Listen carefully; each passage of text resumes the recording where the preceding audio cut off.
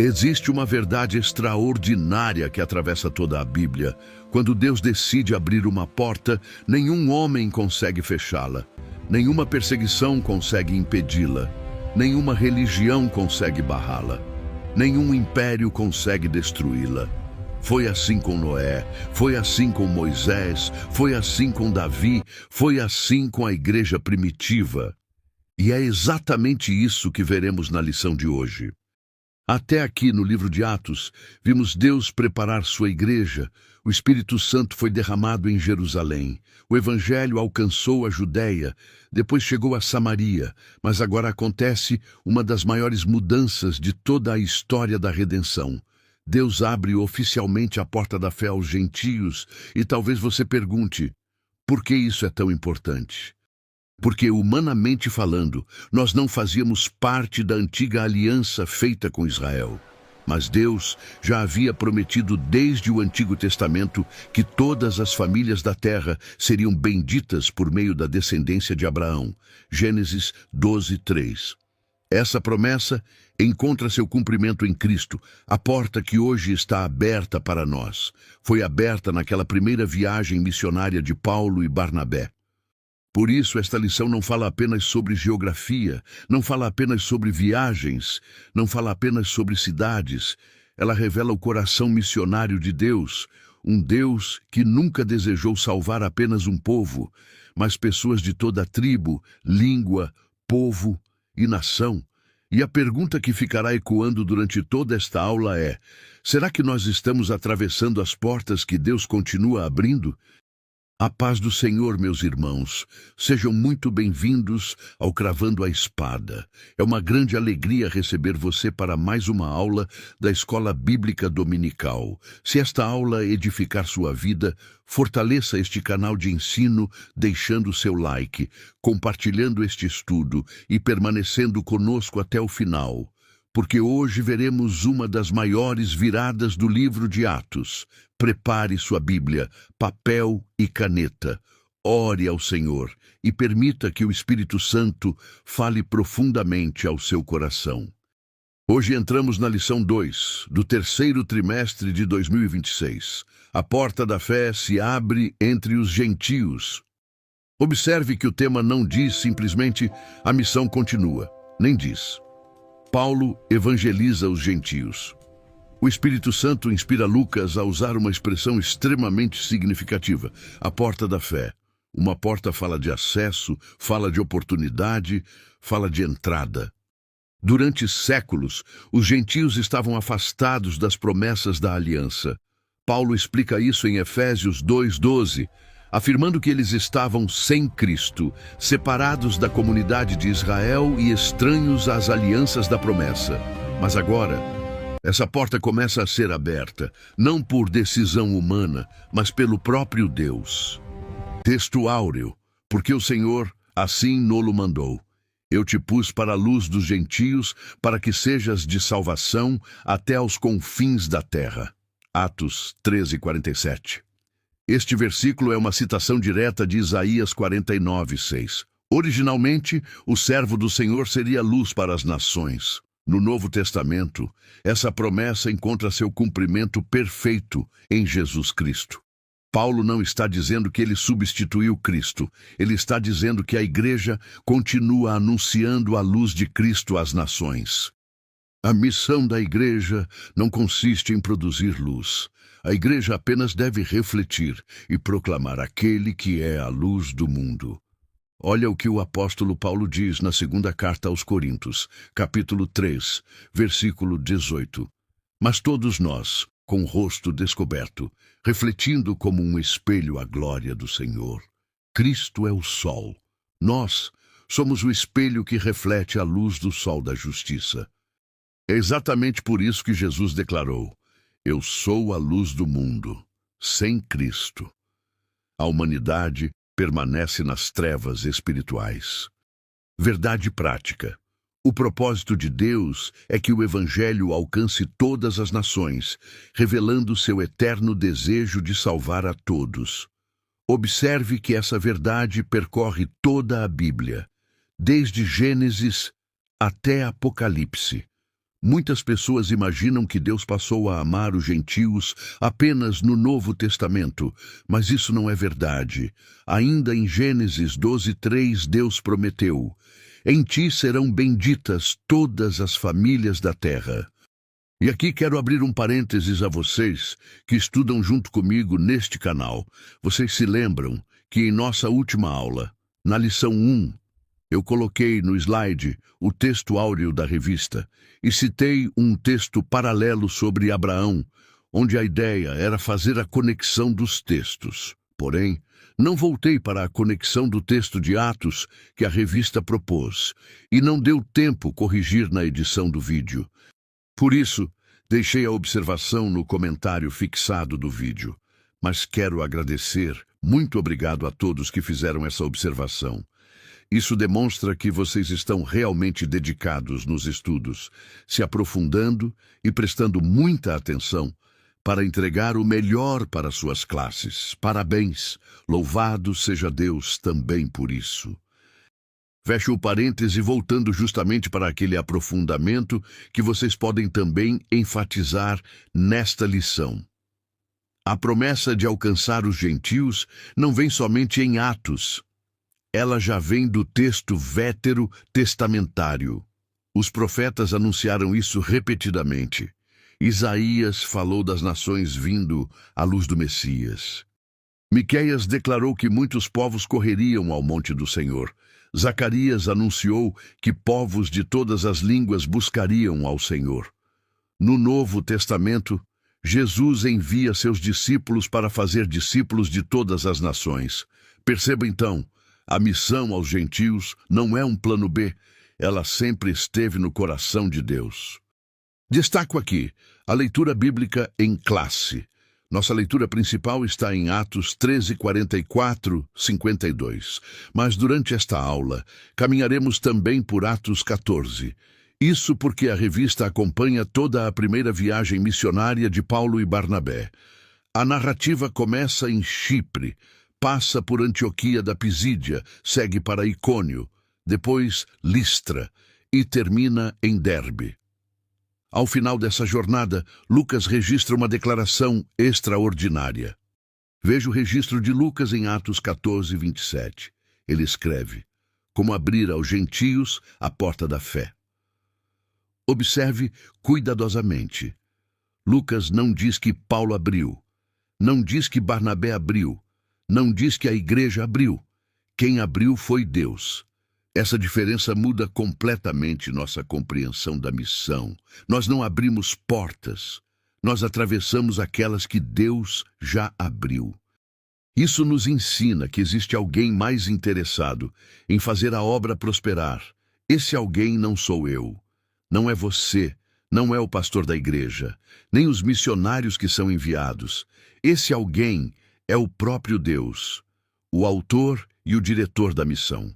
Por isso, quando ele envia e quando ele chama para uma obra, ainda que tenham lutas e oposições, se o homem se dispõe para o Senhor, o próprio Deus se encarrega de prover os meios necessários para usá-lo e fazer a sua obra avançar. Antes de iniciarmos o primeiro tópico, precisamos compreender uma mudança muito importante dentro do livro de Atos. Até aqui, Jerusalém ocupava o centro da narrativa. Era dali que partiam os acontecimentos. Mas agora o foco muda. O Espírito Santo conduz a igreja para Antioquia da Síria. É dessa igreja multicultural, madura e profundamente comprometida com a oração que Deus envia Paulo e Barnabé. A partir daqui, o Evangelho rompe definitivamente as fronteiras do judaísmo e começa a alcançar o mundo gentílico de forma sistemática. Isso não significa que Deus abandonou Israel. Significa que as promessas feitas a Abraão começam a alcançar as nações conforme o plano eterno de Deus. E essa verdade continua atual. O Evangelho nunca foi propriedade de uma cultura, nunca pertenceu a uma nacionalidade, nunca esteve limitado a um povo específico. Onde existe um pecador, existe uma porta que Deus deseja abrir por meio de Cristo. E é exatamente por isso que agora entraremos no nosso primeiro grande assunto. Tópico 1. A missão em Chipre, a primeira porta aberta entre os gentios. Antes de observarmos os acontecimentos em Chipre, precisamos compreender um princípio fundamental da missão cristã. Quando Deus chama alguém para uma obra, ele não apenas indica o destino, ele prepara o caminho. Paulo e Barnabé não partiram porque tiveram uma boa ideia, não saíram porque havia recursos financeiros, nem porque fizeram um planejamento estratégico. Eles saíram porque o Espírito Santo os enviou. Essa diferença muda completamente nossa compreensão sobre missão. A verdadeira obra de Deus nunca nasce da vontade humana. Ela nasce no coração de Deus. E quando Deus envia, Ele também abre as portas. Subtópico 1. O envio missionário e o avanço da palavra. A viagem começa em Antioquia da Síria. Eles descem até Seleucia, o principal porto da cidade, e dali atravessam o mar Mediterrâneo rumo à ilha de Chipre. Mas por que começar justamente por Chipre? Do ponto de vista humano, havia uma explicação. Barnabé era natural daquela ilha. Atos 4:36. Conhecia sua cultura, conhecia seu povo, conhecia seus costumes, mas existe uma explicação ainda maior. Chipre ocupava uma posição estratégica no Mediterrâneo. Era uma importante rota comercial entre a Síria, a Ásia Menor, a Grécia e o Egito. Ou seja, o Evangelho começava sua expansão por um lugar onde pessoas de diversas regiões circulavam constantemente.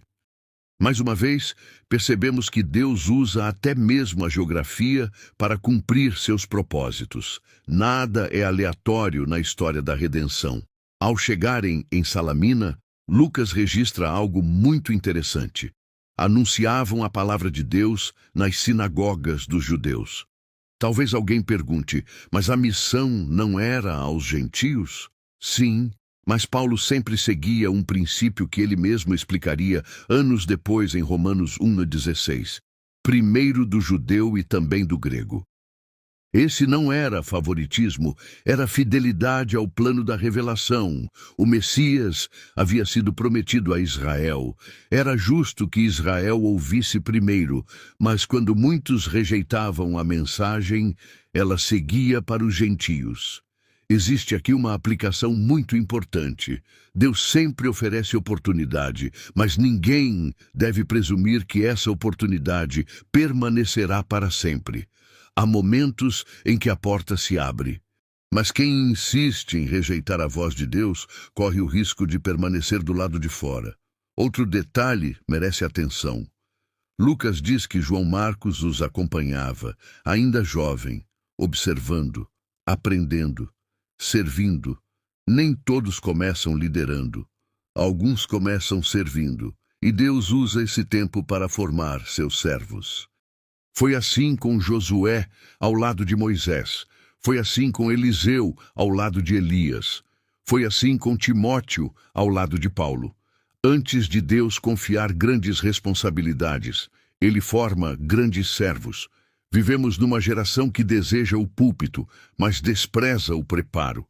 Quer resultados rápidos, mas rejeita o processo. O reino de Deus continua formando discípulos antes de formar líderes. Quem não aprende a servir, dificilmente aprenderá a conduzir. Subtópico 2. O confronto com as trevas e a vitória do Evangelho. Ao chegarem em Pafos, acontece o primeiro grande confronto espiritual da missão gentílica. Lucas apresenta um personagem chamado Bar-Jesus, também conhecido como Elimas. Aqui encontramos um detalhe muito interessante. Bar-Jesus significa literalmente filho de Jesus, ou filho da salvação. Mas Paulo, cheio do Espírito Santo, o chama de outra forma, filho do diabo. Que contraste impressionante! Ele possuía um nome religioso, mas um coração completamente dominado pelas trevas. Isso continua extremamente atual. Nem todo aquele que possui aparência religiosa pertence realmente a Deus. Jesus advertiu sobre isso em Mateus 7. Nem todo o que me diz, Senhor, Senhor. A verdadeira espiritualidade não é medida pela aparência, é medida pela submissão à verdade. Elimas tentava impedir que Sérgio Paulo ouvisse o Evangelho. Perceba uma realidade espiritual. Sempre que Deus abre uma porta, o inimigo tenta fechá-la. Foi assim no Egito, foi assim no deserto, foi assim na cruz, foi assim em Atos, e continua sendo assim hoje. A batalha nunca foi contra pessoas. Paulo escreveria anos depois, em Efésios 6, nossa luta não é contra carne e sangue. Por isso ele enfrenta Elimas não com violência humana, mas cheio do Espírito Santo. A autoridade da igreja nunca esteve em sua força, sempre esteve na presença do Espírito de Deus. Quando Paulo anuncia o juízo, Elimas fica temporariamente cego. É impossível não lembrar da própria conversão de Paulo. O perseguidor também experimentou cegueira. A diferença é que aquela cegueira o conduziu ao arrependimento. Lucas parece nos ensinar que Deus continua soberano tanto para corrigir quanto para salvar. Vivemos dias em que muitos confundem guerra espiritual com espetáculo, mas Atos mostra outro caminho. Paulo não procurava confrontos, ele simplesmente pregava Cristo. E quando as trevas se levantavam contra o Evangelho, o próprio Deus confirmava sua palavra.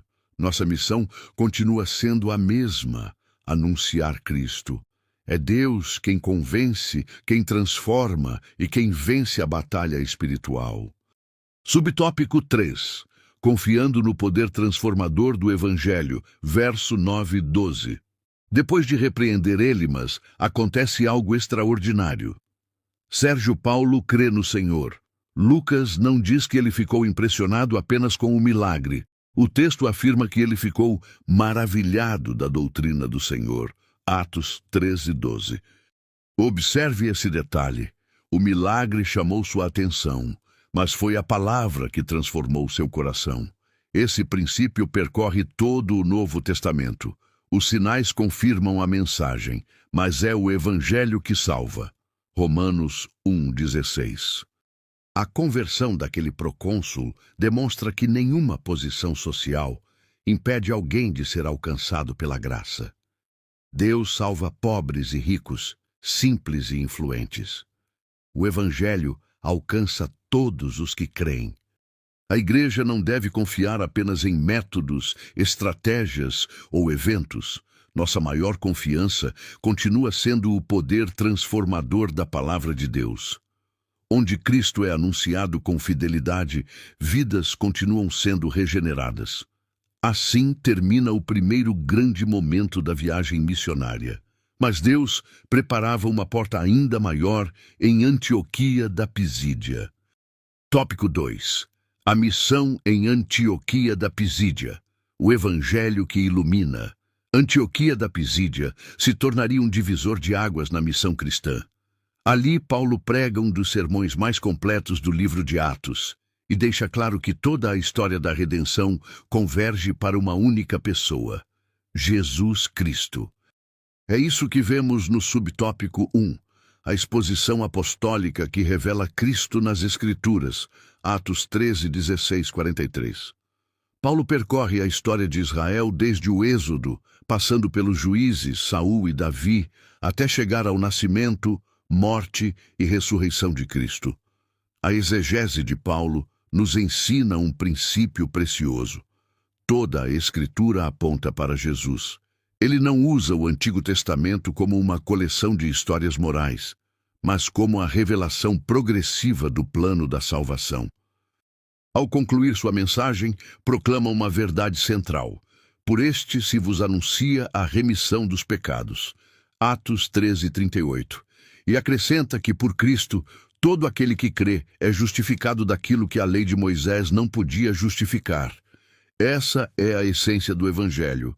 A salvação é pela graça, mediante a fé em Cristo. Uma igreja saudável não coloca o homem no centro da mensagem. Toda verdadeira pregação conduz os ouvintes a Cristo. Subtópico 2. a rejeição dos judeus e a tristeza de Paulo diante da incredulidade.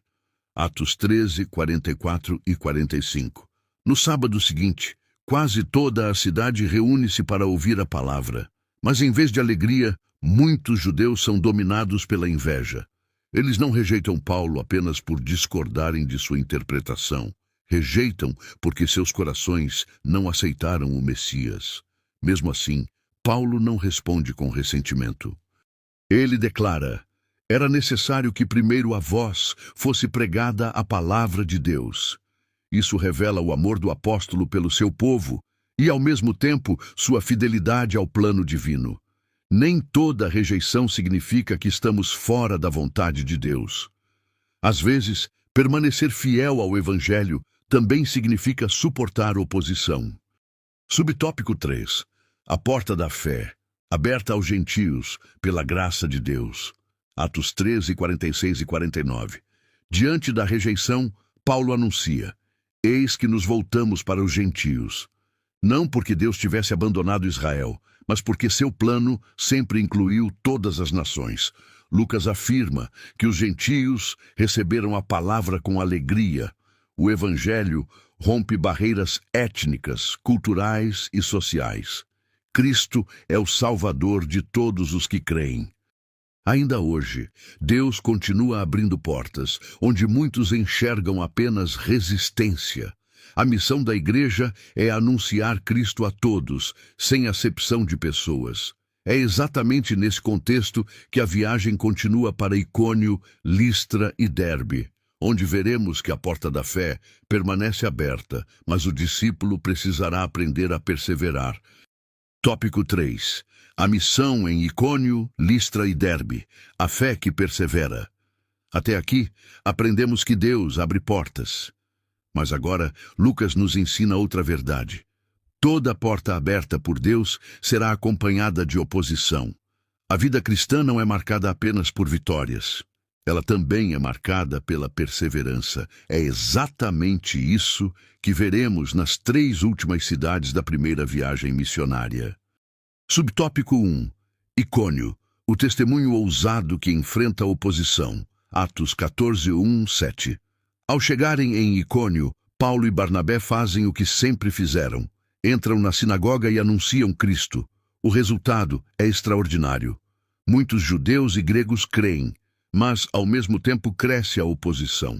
Lucas registra que o Senhor confirmava a palavra, concedendo que por suas mãos se fizessem sinais e prodígios. Atos 14, 3. Observe um princípio importante. Os milagres não substituíam a palavra, eles confirmavam a palavra. Quando a perseguição aumenta e surge um plano para apedrejá-los, Paulo e Barnabé deixam a cidade.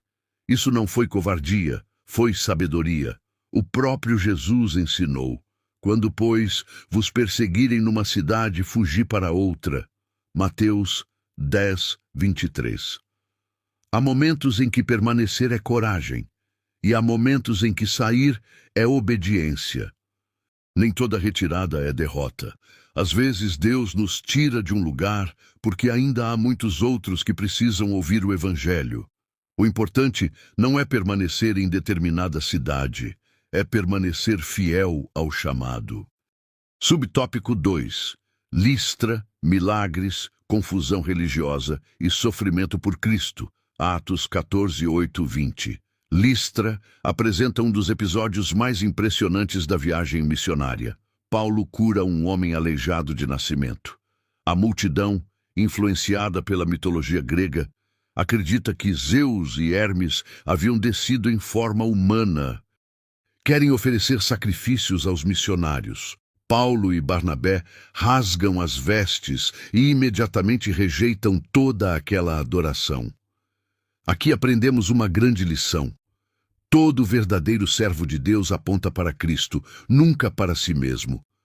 Mas a mesma multidão que queria adorá-los, pouco depois, é manipulada pelos inimigos do Evangelho. Paulo é apedrejado e deixado como morto. Que contraste! Primeiro queriam coroá-lo, depois quiseram matá-lo. O coração humano é instável. Por isso, o servo de Deus não pode viver da aprovação das pessoas. Nossa identidade precisa estar firmada em Cristo. Paulo se levanta e continua a missão, não porque fosse forte, mas porque compreendia que o chamado era maior que o sofrimento. Quem vive apenas de aplausos dificilmente suportará as pedras. Nossa motivação não pode ser a aprovação das pessoas, mas a fidelidade ao Senhor. Pregadores não devem pregar motivado pela agenda e pelo reconhecimento. O pregador deve pregar pelo propósito que Deus estabeleceu a ele. Fidelidade é mais importante do que popularidade. Subtópico 3. Derbe. Frutos que brotam da perseverança. Atos 14, 20, 21. Depois de tantas perseguições, Paulo chega a Derbe.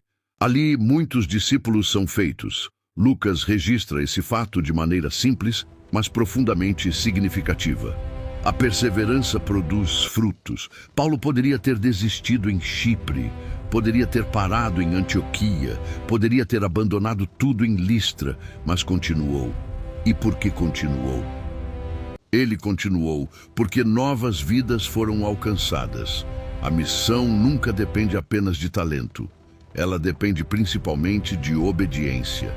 Vivemos uma geração que valoriza resultados rápidos, mas Deus continua honrando aqueles que permanecem firmes, mesmo quando o caminho é difícil. A perseverança sempre produz frutos para a glória de Deus. Vamos para a conclusão. Ao concluir essa primeira viagem missionária, Paulo e Barnabé retornam às igrejas por onde haviam passado. Eles fortalecem os discípulos, estabelecem presbíteros, encorajam os irmãos a permanecerem firmes na fé e fazem uma declaração que resume toda esta lição. Relataram quão grandes coisas Deus fizera por eles e como abrira aos gentios a porta da fé. Atos 14, 27. Observe cuidadosamente. Lucas não diz que Paulo abriu essa porta, não diz que Barnabé abriu, não diz que a igreja abriu. Quem abriu foi Deus. Essa continua sendo a esperança da igreja. Não dependemos da força humana, não dependemos das circunstâncias, não dependemos da aceitação do mundo. Quando Deus abre uma porta, nenhum homem pode fechá-la. Quando Deus envia, Ele mesmo sustenta. Quando Deus chama, Ele também capacita. A pergunta que fica para cada um de nós é: estamos apenas admirando as portas que Deus abre ou estamos tendo coragem de atravessá-las? Que o Espírito Santo encontre em nós a mesma disposição que encontrou em Paulo e Barnabé, corações prontos para obedecer, perseverar e anunciar que Jesus Cristo continua sendo a luz dos gentios e o único Salvador de todos os que creem. Chegamos ao final de mais uma lição da nossa escola bíblica dominical. Se esta aula edificou a sua vida, fortaleceu a sua fé e aprofundou o seu entendimento da palavra de Deus, peço que você faça 3 coisas muito importantes. Primeiro, inscreva-se no canal, caso ainda não seja inscrito. Segundo, deixe o seu like. Parece um gesto simples, mas ele ajuda o YouTube a recomendar este conteúdo para milhares de outras pessoas que também desejam aprender a palavra de Deus. E terceiro, participe da aula nos comentários. Quero muito saber o que Deus falou ao seu coração. Qual ponto mais chamou a sua atenção? Qual aplicação desta lição marcou a sua vida? Os comentários fortalecem nossa comunidade de alunos e professores da escola dominical e ajudam este conteúdo a alcançar ainda mais pessoas. Se você é professor da EBD, conte de qual cidade ou estado está acompanhando e como esta aula contribuiu para a sua preparação. É uma grande alegria ler cada comentário. Que Deus continue abençoando a sua vida, a sua família e o seu ministério. E muito obrigado a todos por caminharem conosco. Nos encontramos, se Deus permitir, na próxima aula do canal Cravando a Espada. Até lá! e que o Senhor continue cravando a sua palavra no nosso coração. Cravando a espada. Aqui, a Bíblia é a nossa autoridade.